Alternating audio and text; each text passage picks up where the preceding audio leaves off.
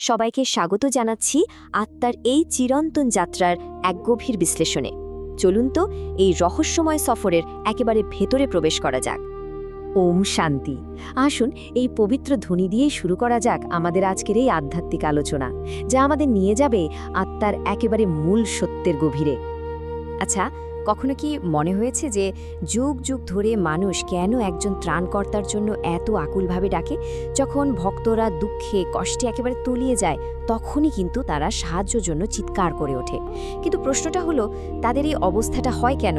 চলুন এই কারণটাই একটু খুঁজে দেখি।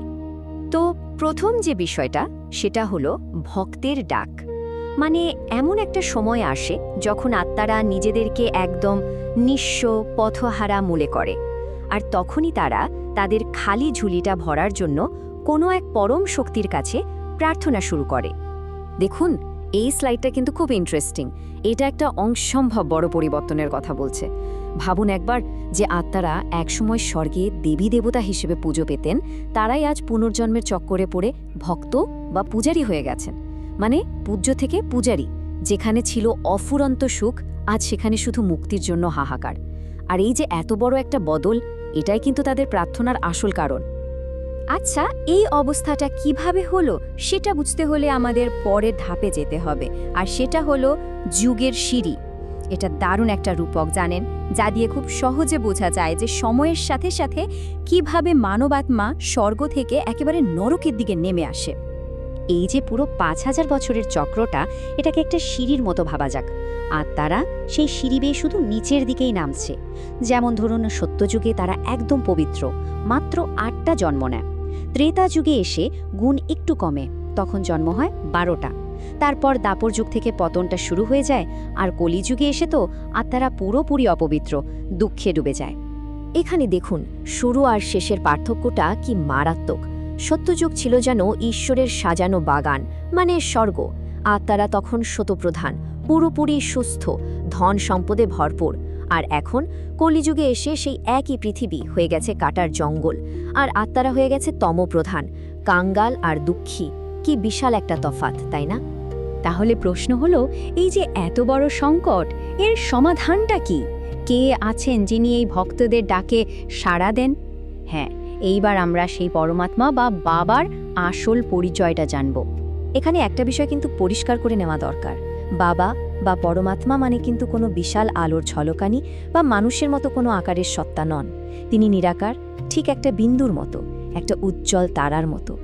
তিনি এই পুরো মানব সৃষ্টিরূপী গাছের বীজ, জ্ঞানের সাগর, আর তিনিই পতিতদের পবিত্র করেন।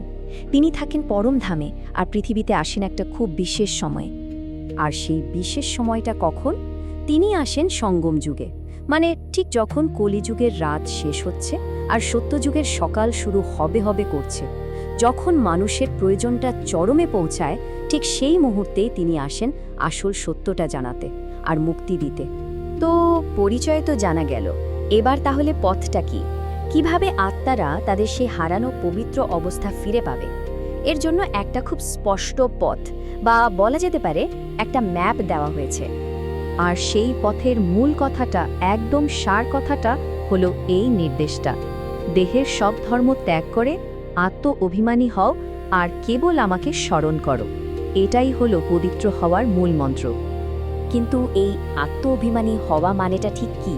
খুব সহজ করে বললে এর মানে হলো এটা বোঝা যে আমি এই শরীর নই, আমি একটা আত্মা। যেই মুহূর্তে এই বোধটা আসে, আমরা কিন্তু আমাদের সব জাগতিক পরিচয় থেকে নিজেদেরকে আলাদা করতে পারি। আর তখন নিজের আসল সত্তা আর পরমাত্মার সঙ্গে একটা কানেকশন তৈরি হয়। আর এই অভ্যাসটাই হলো নিজেকে আবার পবিত্র করার প্রথম স্টেপ। বেশ, পথটা তো জানা গেল, কিন্তু এই পথ ধরে চললে পুরস্কারটা কি? আচ্ছা, এবার আমরা একদম শেষ পর্বে চলে এসেছি। চলুন দেখি এই পথের শেষে আত্মারা তাদের স্বর্গীয় উত্তরাধিকার হিসেবে কি ফিরে পায়। সেই উত্তরাধিকারটা হলো অফুরন্ত সুখের একটা দুনিয়া।